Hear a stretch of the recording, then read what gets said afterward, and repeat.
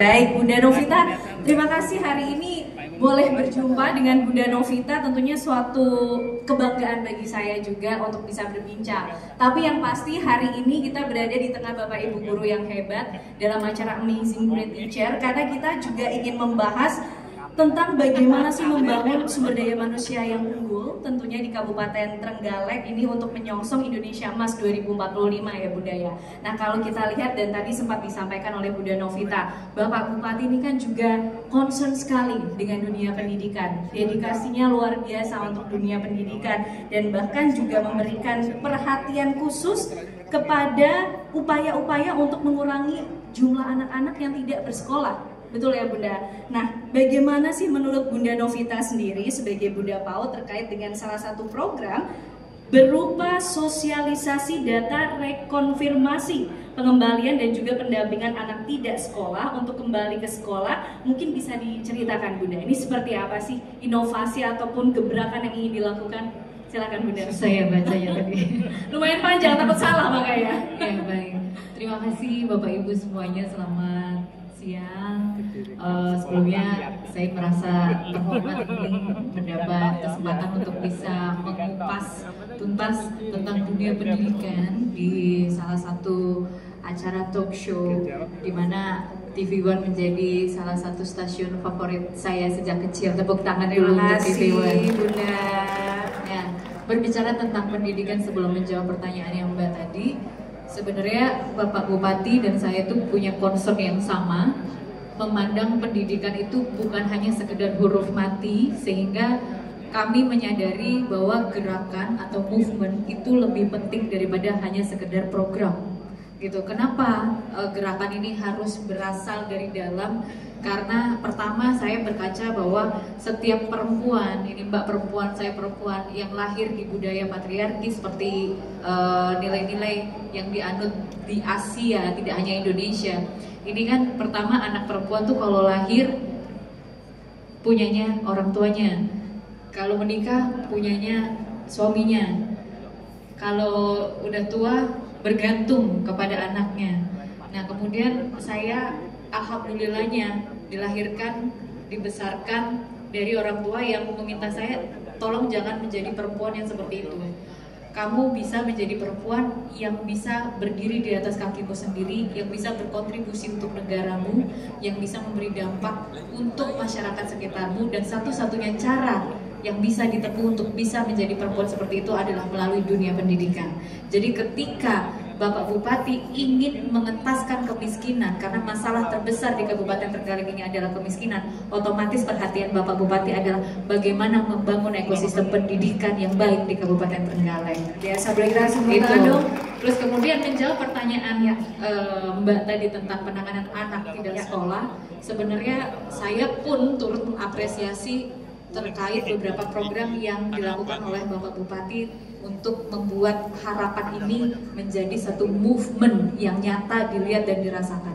Pertama dengan adanya surat edaran Bupati tentang penanganan anak tidak sekolah, kemudian surat edaran percepatan penanganan anak tidak sekolah, kemudian surat edaran lagi yang terbit tentang pedoman-pedoman bagaimana mengklasterkan tentang anak tidak sekolah. Ini kan macam-macam ya, ada yang sudah lulus tidak melanjutkan, ada yang memang tidak sekolah sama sekali, ada yang karena mohon maaf berkebutuhan khusus atau bahkan sudah meninggal. Nah, data-data ini menjadi satu fundamental penting sehingga punya penanganan atau approachment yang berbeda, dan saya pikir ini yang menjadi kebanggaan kita seluruh masyarakat Kabupaten Trenggalek dan seluruh guru-guru yang ada di luar sana, bahwa memang dengan adanya surat edaran Bupati ini menjadikan Kabupaten Trenggalek melek pendidikan secara luar biasa. Kalau datanya sudah lengkap yang dimiliki oleh Bapak Bupati dan juga Bunda, kemudian tadi juga sudah ada surat edaran.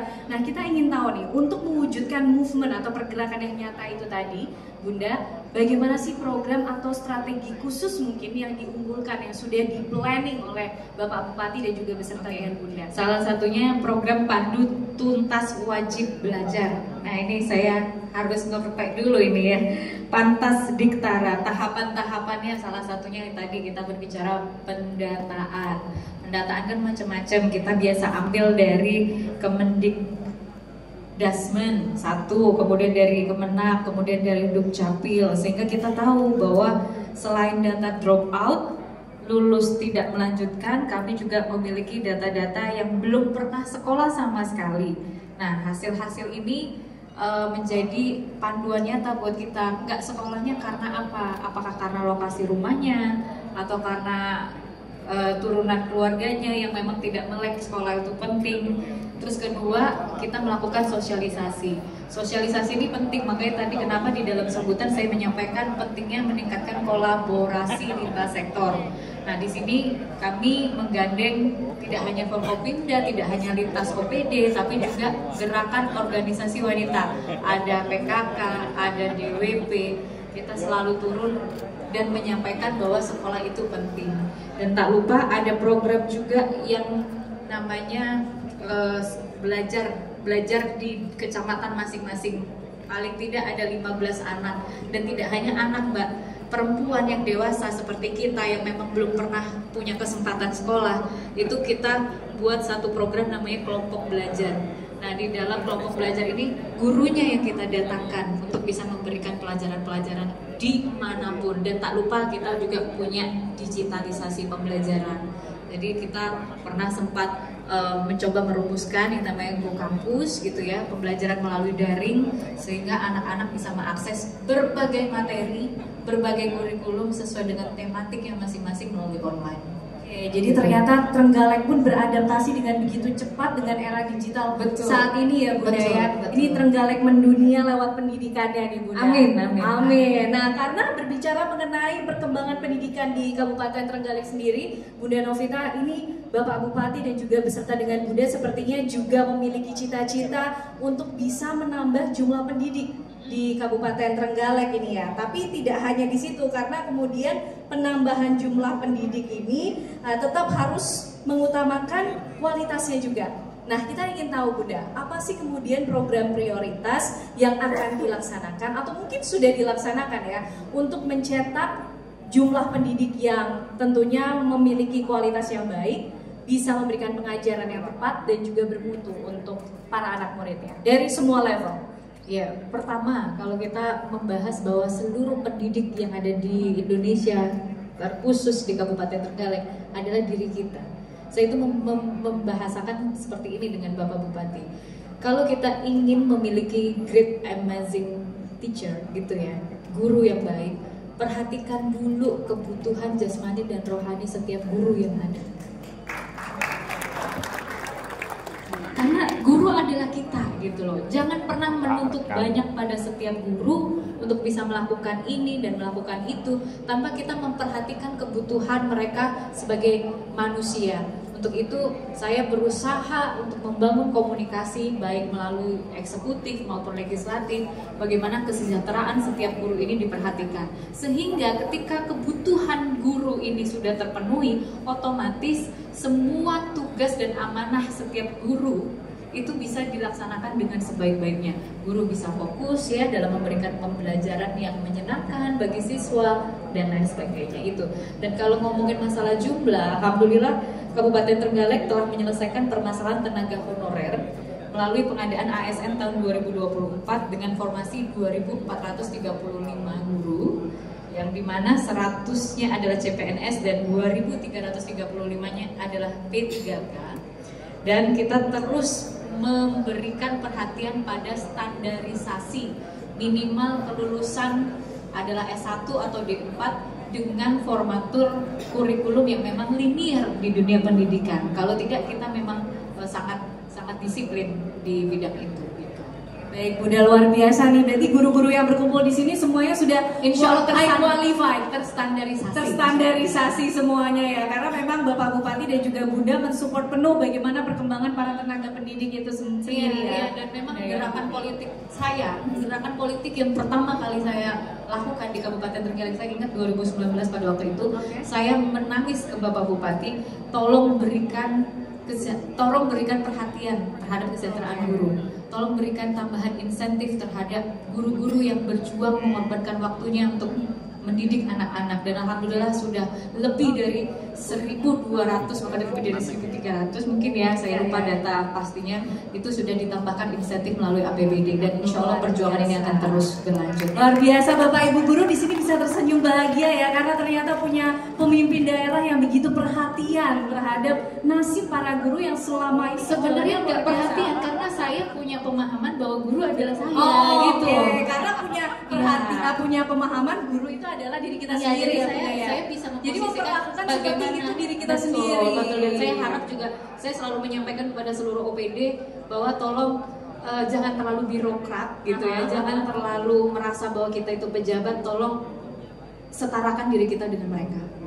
Luar biasa, mudah-mudahan ini terus amanah, terus komitmennya terus diwujudkan untuk kemuliaan para guru kita juga ya Bunda ya. Nah tapi Bunda, bicara juga mengenai tantangan yang dihadapi untuk menghadirkan pendidikan yang merata di Indonesia. Kita sepakatlah bahwa Presiden juga ini berkali-kali menyampaikan ini goalsnya adalah menciptakan SDM yang unggul, sumber daya manusia yang unggul, Indonesia yang maju, kuncinya dari sektor pendidikan. Sedangkan mungkin ada yang bertempat tinggal di pelosok, di daerah-daerah pegunungan. Saya nggak tahu nih Bunda, karena saya baru kurang dari 1 hari di Trenggalek, belum tahu bagaimana geografisnya Trenggalek ini. Pasti Bunda lebih tahu. Bagaimana kemudian Bapak Bupati dan juga Bunda Novita ini bisa menjawab tantangan tersebut, menghadirkan akses pendidikan yang merata di Trenggalek, apapun kemudian medannya, dimanapun mereka berada. Bagaimana Bunda?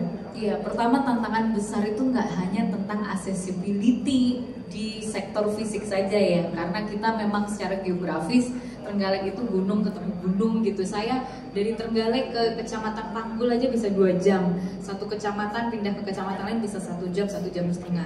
Nah, ketika kita membahas tantangan, nggak hanya di situ sebenarnya, tapi kepada apakah semua daerah memiliki akses internet. Karena tadi saya sampaikan bahwa pembelajaran itu hari ini lebih mudah daripada kita dulu 10 tahun yang lalu atau 20 tahun yang lalu. Kita bisa melihat YouTube, kita bisa melihat konten-konten edukatif yang lain, ada ruang guru dan sejenisnya. Kita belajar dimanapun kita bisa hari ini. Dan guru-guru hari ini pun bisa dimudahkan dengan melihat banyak sekali source tentang bagaimana menjadi guru yang amazing gitu ya. Tapi masalahnya itu tadi, akses internet. Ya, jadi selain jalan, akses internet, kemudian yang ketiga adalah globalisasi. Nah ini tantangan terbesar bagi seluruh guru. Ketika guru ingin menanamkan nilai moral ketimuran kita gitu ya, ini baik dilakukan, ini tidak baik dilakukan. Tapi ternyata anak-anak kita sudah bersahabat dengan TikTok, sudah bersahabat dengan HP, buyarlah itu semua gitu. Nah ini menjadi tantangan yang tentu pasti dirasakan setiap, tidak hanya guru, tapi juga orang tua. Sebenarnya pendidikan itu kan bukan bagaimana kita menghafal rumus matematika, bukan bagaimana kita menghafal sejarah, bukan hanya kita menghafal beberapa materi yang diberikan oleh setiap guru, tapi bagaimana kita bisa tumbuh menjadi pribadi yang berkesadaran dan berperi kemanusiaan, ya, yang akhlakul karimah. Itu kan outputnya, tapi tantangan kita memang dihadapkan dengan TikTok yang suka joget-joget gitu. Belum lagi misalnya kita sangat memerangi usia pernikahan anak ya, yang mana sebenarnya tidak hanya Trenggalek, beberapa daerah yang lain mungkin sebelum masuk ke usia pernikahan anak mereka terpapar seks bebas misalnya. Nah itu kan juga pengaruh digital besar sekali. Jadi saya yakin ya ini juga dirasakan oleh semua guru, tidak hanya di Trenggalek tapi juga seluruh Indonesia. Jadi yang pertama yang dilakukan Trenggalek apa? Itu tadi mendekatkan fasilitas pembelajaran sedekat mungkin di rumah warga. Kita datangkan gurunya ke rumahnya, minimal 15 orang, dan tidak hanya anak, bisa dewasa seperti kita yang memang belum pernah sekolah sama sekali untuk belajar di situ gitu. Itu salah satu upaya Kabupaten Trenggalek yang kita harus tepuk tangan untuk Bapak Bupati. Kasih tepuk tangan dong Bapak Ibu, ini wujud semangat dan juga inginnya kita terus bekerja mendekatkan pendidikan, mendekatkan akses pendidikan ke masyarakat. Oke. Sedekat-dekatnya. Nah, ini para guru siap ya melayani sampai ke pelosok negeri, siap ya Bapak Ibu ya? Siap. Luar biasa, memang ini memang pahlawan tanpa tanda jasa, memang guru nih. Pokoknya serta mulia lah Bapak Ibu guru. Nah, tapi Bunda, melanjutkan mungkin upaya-upaya untuk menghadapi setiap tantangan ya di dunia pendidikan, khususnya di Kabupaten Trenggalek. Tadi Bunda juga sudah menyampaikan bahwa kolaborasi, sinergi sudah menjadi kunci lah sekarang untuk bisa mewujudkan suatu pergerakan yang nyata, movement yang nyata untuk perkembangan dunia pendidikan khususnya di Trenggalek. Nah, bagaimana kemudian langkah-langkah ataupun upaya yang mungkin sudah dilakukan oleh Bapak Bupati, oleh Bunda Novita juga selalu mendukung, bermitra dengan pihak-pihak lain, entah itu mitra swasta ataupun kelompok lokal ataupun juga non-government begitu ya, NGO, untuk bisa meningkatkan kualitas dari para guru, menghadirkan pendidikan non formal, ataupun juga intinya tetap menghadirkan akses pendidikan yang merata untuk seluruh warga Trenggalek ini. Ya, pertama kalau kita membahas pendidikan, kita harus sadar dulu nih, literasi yang harus disampaikan kepada masyarakat melalui sosialisasi yang ada, bahwa wajib sekolah itu tadinya pemerintah pusat mewajibkan 12 tahun, sekarang 13 tahun. Itu udah nggak bisa ditawar lagi, yang namanya wajib. Kemudian yang kedua, kita bergeser ke pendidikan non formal. Pendidikan non formal di Kabupaten Trenggalek sudah dimulai dari 2018. Kemudian kita launching di 2019 dengan adanya sekolah perempuan anak disabilitas dan kelompok rentan, yang mana kita bekerja sama dengan NGO ada dari Australia, dari UNICEF, untuk bisa menggodok melalui hasil FGD yang ada, berupa lahirlah kurikulum apa yang harus menjadi pembelajaran bagi masyarakat dalam sektor non formal. Dan tahu tidak Mbak, dari program-program sepeda keren itu dari 2019 ke 2020 ternyata berdampak besar pada PAD kita. 2019 PAD kita 9 miliar, 2020 PAD kita menjadi 32 miliar. Wow, luar biasa dong, kita berikan tepuk tangan Bapak Ibu. Ini sektor terbesar ya, di breakdown lagi ke dalam, ternyata memang disumbang dari pelaku pendidikan yang memang lahir dari program-program sepeda keren ini, sekolah perempuan anak dan disabilitas. Jadi sumbangsi terbesarnya adalah perempuan-perempuan ketika melek, ketika sudah dekat dan diberikan akses pendidikan. Perempuan itu tidak hanya menjadi konco winking loh, dia bisa menggerakkan ekonomi keluarganya, di mana ekonomi keluarganya bisa menggerakkan ekonomi daerahnya. Ternyata efeknya luar biasa, domino efeknya ini sangat dirasakan dan justru bisa berkontribusi untuk pendapatan daerah sendiri. Itu gimana Bunda, ada yang ditambahkan? Ya, dan sekarang kan pendidikan yang non formal itu terus berlanjut gitu, karena kita tahu akses perempuan, anak-anak terhadap kekerasan sosial ya, itu kan dilahirkan dari kemiskinan. Jadi memang sekarang pendidikan non formal yang kita galakan adalah bagaimana meningkatkan perekonomian masyarakat melalui pendidikan UMKM, bagaimana perempuannya ini bisa sejahtera dan keluar dari garis-garis kemiskinan.